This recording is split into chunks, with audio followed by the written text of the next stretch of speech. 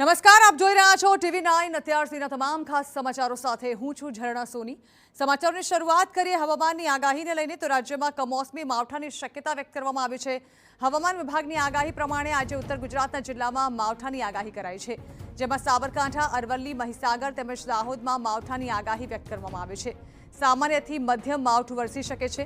3 system સક્રિય થતા માવઠાની આગાહી વ્યક્ત કરવામાં આવી છે।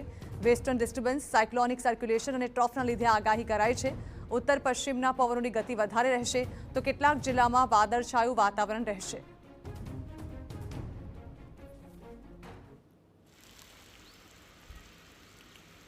आज का जो फोरकास्ट है 18 फरवरी light rain, thunderstorm with lightning का हम दे रहे हैं मेनली नॉर्थ गुजरात का 4 डिस्ट्रिक्ट के लिए। इसमें जो डिस्ट्रिक्ट आ रहा है साबरकांठा, अरावली, महासागर और दाहोद के लिए दिया गया है।